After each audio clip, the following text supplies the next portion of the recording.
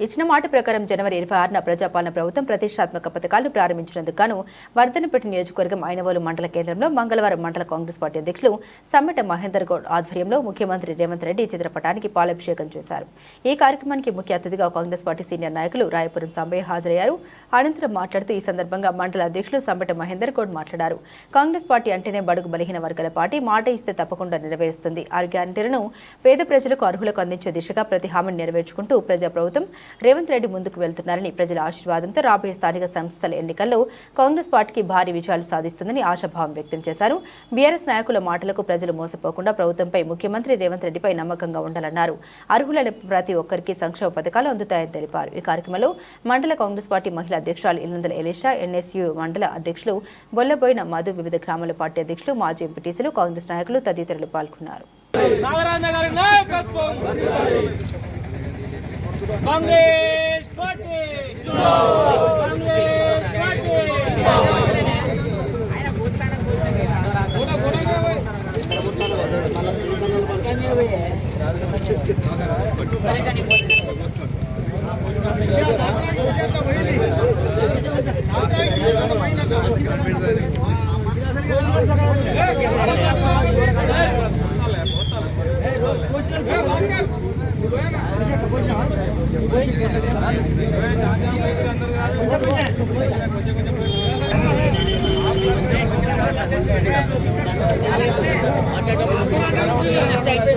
అధికారం తెలంగాణలో అధికారంలోకి వచ్చినాక మేము ఇచ్చిన హామీలను, 6 గ్యారంటీలను ఒక్కొక్కరు వారీగా, విడుదల వారీగా మేము అమలు చేస్తున్నాము.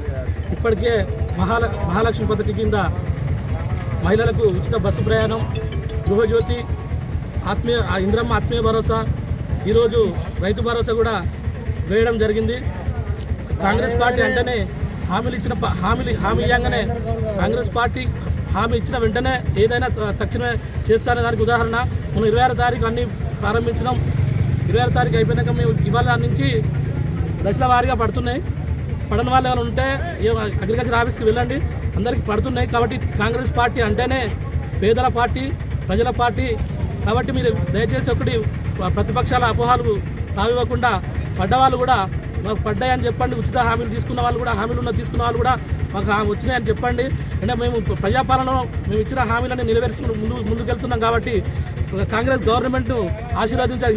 ఇంతకుముందు ఎట్లా ఆశీర్వదించిందో తెలంగాణ గవర్నమెంట్ స్థానిక సంస్థలలో కూడా మమ్మల్ని ఆశీర్వదించి కాంగ్రెస్ పార్టీ గెలిపించాలని కోరుతున్నాం.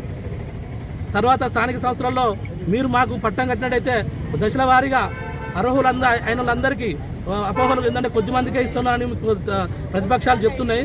అట్లా కాకుండా అర్హులైన వాళ్ళందరికీ 6 పథకాలు ఎవరికైతే అర్హులో ప్రతి ఒక్కరికి అది ప్రతి ఒక్క పథకం చేకూరుతుంది.